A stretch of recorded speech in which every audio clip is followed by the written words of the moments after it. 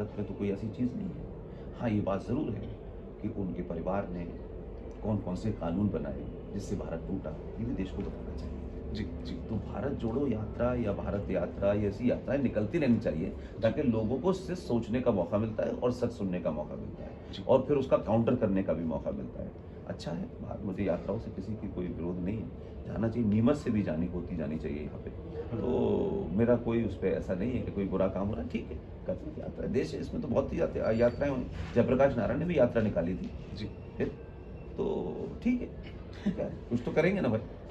साहब, आपका नीमच में पहली बार आगमन हुआ, कैसा लगा? नीमच की मालवा की धरती, जहाँ पर आपके कदम यहाँ पर आए और आपने कल एक मीटिंग को संबोधित भी किया, क्या लगा सर नीमच को आपसे? मध्य प्रदेश देश के उन राज्यों में से है जहां ब्रिटिशर्स ने सीधे तौर पे रूल नहीं किया है। यहाँ के राजा महाराजों ने इस स्टेट में संस्कृति, कल्चर, मान्यताओं को लेकर के, यहाँ की लोकल चीज़ों को लेकर एक बड़ा लगाव है और उसको बड़ा प्रिजर्व भी किया गया है। जी। मैं मानता हूँ कि नीमच तो मैं भी आया हूँ, लेकिन मध्य प्रदेश के ज़्यादातर शहरों में आ चुका हूँ जी। लिहाजा, लेकिन नीमच मैंने कभी सुना नहीं था और नीमच इतना एडवांस होगा, इतना खूबसूरत होगा, ये मुझे अंदाज़ा नहीं था।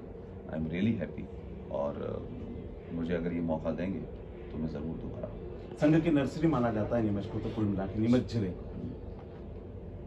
क्या? नहीं, संघ तो अपनी जगह है, लेकिन संघ में मैं डॉक्टर बलीराम हेडगेवार और गुरु गोलवालकर को मानता हूँ जी। कि वो महान लोग थे। जी। हर मनुष्य के जीवन में एक समय आता है जब वो क्षीण होने लगता है, ऐसी संगठनों में भी आता है। 1885 में कांग्रेस पार्टी बनी थी। एक विदेशी अंग्रेज ने बनाई थी, 5 उसके अध्यक्ष अंग्रेज हुए। 1985 में आखिरी चुनाव जीता है। संगठनों की भी एक उम्र होती है, उसमें बीमारियां आने लगती हैं। संगठन उन बीमारियों से लड़ नहीं पाता है तो नए शगुफे छोड़ता है। तो ऐसे ही हर संगठन का हाल होता है, 100 साल के बाद उसमें बीमारियां शुरू हो जाती हैं और वो जो दिखता है उससे इनकार करने लगता है और वहीं से फिर लोग नई चीज़ें चले जाते हैं और जिसकी जो ज़रूरत होती है उसकी टाइम के बाद समाप्त हो जाते हैं। मैं जीवन भर बोलता रहूँगा, लोग मुझे सुनते रहेंगे, ऐसा नहीं होगा। समझदार लोग ये होते हैं कि एक समय तक अपनी बात रखें और फिर ये समझ जाएं कि now my turn is over, अब किसी दूसरे को आना चाहिए।